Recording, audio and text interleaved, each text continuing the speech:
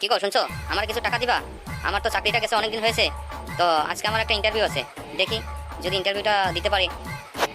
হ্যাঁ, খায়া দে কাজ নাই। তোমার শুধু টাকা টাকা টাকা। তোমার জন্য আমি টাকা কি গড়িয়ে রেখেছি নাকি? ওরকম করে কথা বলো কেন? আমার বিপদ, যার জন্যই না তোমাকে আমি বলছি ঘরে আর কতদিন বসে বসে খাবো। কিছু টাকা দিলে শুধু আমাকে গাড়ি ভাড়াটা দাও, আমি ইন্টারভিউ দিতে যাই। যদি চাকরিটা হয় তবে আর তোমার ঘাড়ে আর বোঝা হবে না। যত বড় মুখ না তত বড় কথা।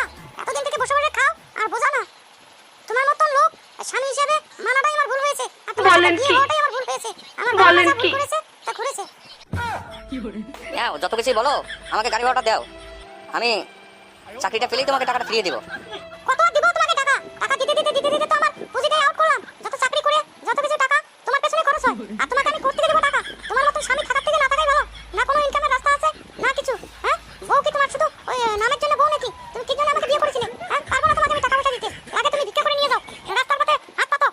হাত পেতে তুমি ইন্টারভিউ তোমাকে টাকা দিতে পারবো না। নাও, নাহলে তোমার কাছে হাত বাড়ালাম। ফকির হিসাবে তো তুমি কিছু টাকা আমাকে দিতে পারবে। আমাকে যদি ফকির হিসাব করেও যদি কিছু টাকা দিতে পারো, আমি যদি চাকরিখানা পাই, তবে তোমাকে আমি টাকাটা শোধ করে দেবো। এই নাও 100 টাকা। এরপরে আর তুমি কোনো ধরনের টাকা খুঁজবে না আমার কাছে। আর এই 100 টাকা নাও, ইন্টারভিউ দিয়ে তাড়াতাড়ি এসে তুমি ঘরে যত কাজ আছে সব কিন্তু তুমি ঠিক করবে। আর আমি অফিস থেকে এসে যেন দেখি সব কিছু কাজ শেষ হয়েছে। আর যদি তা না করো তাহলে তোমার একদিন আমার একদিন। যাও এবার অফিসে যাও। আমি এখন অফিসে যাব। তোমার ইন্টারভিউ আছে কি আছে সব কিছু শেষ করে আসো। তোমার ওই বালের ইন্টারভিউ দেখে আমার পেট ভরবে না। আমি এখন চলে গেলাম অফিসে। তুমি এসে যত কাজ আছে সব সারবে। রিক্সা যাবে? কোথায় যাবে? ওই তো রাজধানী চকে যাবো। ভাড়া কত নিবে? ওই তো 150 টাকা। ভাড়া করছে 150 টাকা, আমার কাছে তো আছে 100 টাকা। এখন বেটাকে বললে বা কি বলে? না থাক, বেটাকে বলবো যাবো না। না থাক, যাবো না। ভাড়া তুমি গেলে বা কি না গেলে বা কি, তোমার মতো প্যাসেঞ্জারের আমার দরকার হবে না। আমি 150 টাকা ভাড়া খুঁজেছি, তুমি সেখানে তো বলবে। না বলে সেটা বলতেছো কি? না আমি যাবো না। ভাড়ার বাল গেলে যাও, না গেলে নাই। আমি চললাম রিক্সা নিয়ে।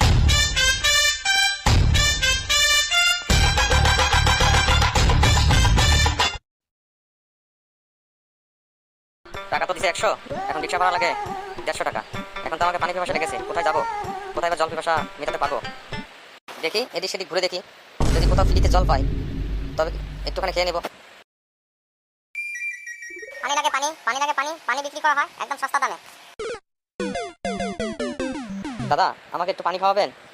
হ্যাঁ হ্যাঁ, পানি খাওয়াবো, কিন্তু এক বোতল পানি নিতে গেলে 20 টাকা লাগবে। ঠান্ডা ঠান্ডা পানি পাবেন এখানে, এক বোতল পানির দাম 20 টাকা। না দাদা, বলছিলাম কি, আমাকে যদি ফ্রিতে একটু পানি খাওয়াইতেন। আমার কাছে তো টাকা পয়সা নাই, যার জন্য আমি ফ্রিতে একটু পানি খেতে ইচ্ছা করছিল। যদি আপনার কাছে ফ্রি পানি থাকে, একটু পানি আমাকে খাওয়াবেন। হ্যাঁ রে বোকাচোদা, তোর জন্য আমি পানি এনে এখানে রাখছি। তোকে আমি ফ্রি খাওয়াবো পানি। পানি ফ্রি খাওয়াইয়া আমার এই বিক্রির বোতল পানি আমি কি করবো? গাড়ি ভরবো? দরকার নাই তোকে আমি ফ্রি পানি খাওয়ালে আমার বিজনেস আমার সাইডে উঠানোর দরকার নাই। যা শালা ফকিরের বাচ্চা, তুই চলে যা, এখানে থাকবি না। তোকে আমি পানি ফ্রিতে খাওয়াইয়া, আমার সংসার নাই তো, আমার বউ নাই তো, আমি তাকে কি খাওয়াবো? ঠিক আছে দাদা, আমাকে লাগবে না, আপনার পানি খাওয়ানো লাগবে না। আমি দেখি অন্য কোথাও যদি পাই তবে আমি খেয়ে নেব। কোথার থেকে লোক আসে, শালা দেখতে ভদ্রলোক, কিন্তু টাকা নাই পকেটে, ফ্রিতে পানি খেতে আসে। না জানি আমার বাবার ঘর থেকে টাকা দিয়ে আমি পানি কিনে তার জন্য রেখেছি। শালা শুয়োরের বাচ্চা। মন্টু বাবু, আমার বাড়িতে কি দরকার এসেছেন? স্যার, আমি আপনার বাড়িতে এসেছি অনেক একটা বিপদে। আমি শুনলাম আপনার কাছে চাকরি আছে, আমি আপনার অফিসে চাকরি করতে আপনার সাথে দেখা করতে এসেছি। হ্যাঁ হ্যাঁ, আপনার মতোই লোকের তো একটা আমার দরকার। আমি আমার বন্ধুর কাছে শুনেছি আপনি অনেক বিশ্বাসী লোক। আপনার মতো লোক যদি আমি আমার অফিসে হয়তো আমি ম্যানেজার হিসেবে পাই, তবে তো আমি ধন্য মনে করবো। আমি তো আপনাকে এই জন্যই ডেকেছি, আমি ভুলেই গেছিলাম। বসেন মন্টু বাবু, বসেন। আপনার মনে করেন আপনার চাকরি পাক্কা? হ্যাঁ মন্টু বাবু, আপনার চাকরি তো বটে আমি দিয়ে দেবো, কিন্তু আপনার এত মনটা খারাপ দেখছি কি জন্য? কিছু যদি বলা থাকে বলে দেন, নিশ্চিন্তে বলে দেন, আমি আপনাকে সব সহযোগিতা করবো। হ্যাঁ স্যার, কিছু যদি মনে না করেন, আমি তো আপনার এখানে অফিসে জয়েন করব। কিন্তু স্যার, আমার একটু টাকার প্রয়োজন ছিল। আপনি কি দয়া করে আমাকে ওই 2-1 হাজার টাকা অ্যাডভান্স করতে পারবেন? হ্যাঁ হ্যাঁ, আমি আপনাকে 1000-2000 কেন, আমি আপনাকে 5000 টাকা দিব। আপনার যদি অসুবিধা থাকে আপনি আমাকে আরও বলতে পারেন। আপনার মতন একজন বিশ্বাসী লোকেকে আমি যদি 5000 টাকা দিতে বিশ্বাস না করি, তবে আমি কি হিসাবে আমি এই কোম্পানির এমডি হয়ে বসে আছি? আর আমি শুনেছি আপনি আমার বন্ধুর কোম্পানিতে জব করেছেন, সেখানে আপনি অনেক ভালো রেজাল্ট করেছেন। তাই আপনি 2000 টাকা নয়, আপনাকে আমি 5000 টাকা অ্যাডভান্স দিয়ে দেবো, আপনি যাওয়ার সময় নিয়ে নেবেন। ঠিক আছে স্যার, আপনাকে অনেক অনেক ধন্যবাদ স্যার। তাহলে আমি আসি। আর আমি আপনার কাছ থেকে এই 5000 টাকা নেওয়ার মানে, আমার কাছে স্যার এখানে অফিসে জয়েন করে এখানে আসা যাওয়ার গাড়ি ভাড়া ছিল না। তাই স্যার কিছু মনে করবেন না, আপনার কাছ থেকে 5000 টাকা অ্যাডভান্স নিয়েছি, যাতে আপনার অফিসে আমি সময় মতো এসে কাজ করতে পারি আর আমার এখানে আসা যাতে কোনো আমার অসুবিধা হয় না। যার জন্য আপনার কাছ থেকে আমি 5000 টাকা অ্যাডভান্স নিয়েছি। না না, আপনাকে তো আমি কোনো মতো খালি একটু দিয়েছি, মনে করেন আপনাকে আরও দেওয়ার দরকার ছিল, কিন্তু এখন আর আপনি আমার অফিসে জয়েন করেন, কোনো টাকা পয়সা কোনো ধরনের হেডিং নেবেন না, বুঝলেন? তো এবার আসেন।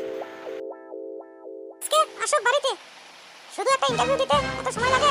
আজকে ছাড়বো। সারা অকর্মার সাথে বিয়ে হয়ে আমার জীবনটা বরবাদ করে দিলাম, আর সেই অকর্মাকে ছাড়বো মনের মতো। এতক্ষণে বাড়ি ফিরলে? হ্যাঁ, আমি অফিস থেকে এসে তোমার রান্না বান্না করবো, তোমার কাজ করবো। হ্যাঁ, তোমাকে এদিকে টাকা পয়সা দিয়ে সহায় করতে লাগে, খান খোরাক দিতে হয়, আবার অফিস থেকে এসে তোমার কাজ করতে হয়। তোমার এত দেরি হলো কেন? দেখো, দেরি হওয়ার মানে ইন্টারভিউটা তো এত সহজ না।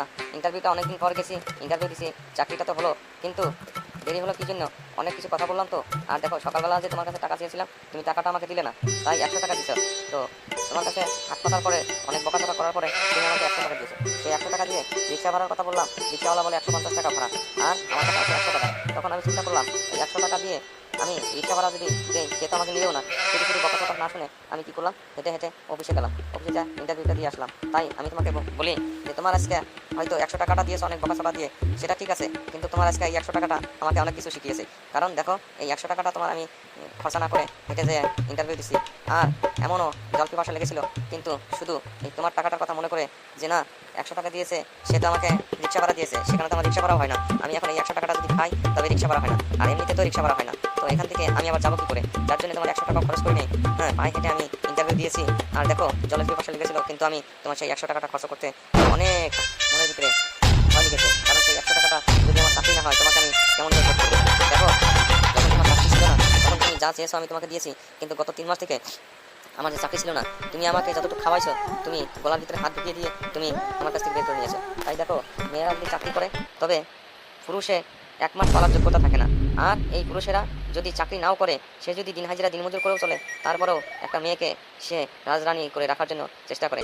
তাই তোমার 100 টাকাটা আমাকে শিখিয়েছে যে, তোমার এই 100 টাকায় আমাকে অনেক কিছু শিখিয়েছে যে, মেয়ের বইয়ের ইনকাম দিয়ে কেউ যেন, কোনো পুরুষের যেন চলে না। তাই আমি তোমার এই 100 টাকা ঘুরিয়ে নিয়ে এসেছি, তুমি আমার 100 টাকাটা নিতে পারো। আর আজ থেকে যদি সংসার করে, তাহলে তুমি অর্ধেকটা খরচ দেবে, আমি অর্ধেকটা খরচ দেবো। আর এই অর্ধেক টাকা, আমার যে বেতনের টাকা, এই বেতনের টাকা অর্ধেক জমা করিয়ে আমি কি করবো, আমার যে কোনো জীবনের পরবর্তীতে ইনভেস্ট করে রাখবো, যাতে তোমার কাছে হাত পাততে লাগে না, বুঝলে? তাই তুমি আমাকে অনেক কিছু শিখিয়েছো, ধন্যবাদ তোমাকে। তোমার এই 100 টাকা আমি আমার জীবন বদলে দিয়েছে। তো এটাই আমার শেষ কথা। হ্যাঁ গো, আমি আমার স্বামীকে 100 টাকা দিয়ে যা বকাঝকা করেছি, সেটা তো এখন না আমার মনে পড়ে গেল। স্বামীকে এত এই 100 টাকার জন্য এত বকাঝকা করার দরকার ছিল না। তাই আমরা এই ভিডিওটা করেছি, আমাদের মতো স্বামীকে যেন কেউ বকাঝকা করে 100 টাকা না দিয়ে তাকে অপমান না করো। কারণ স্বামীর যখন ইনকাম থাকে, তখন বউ জন্যই সবকিছু করে, বুঝলে?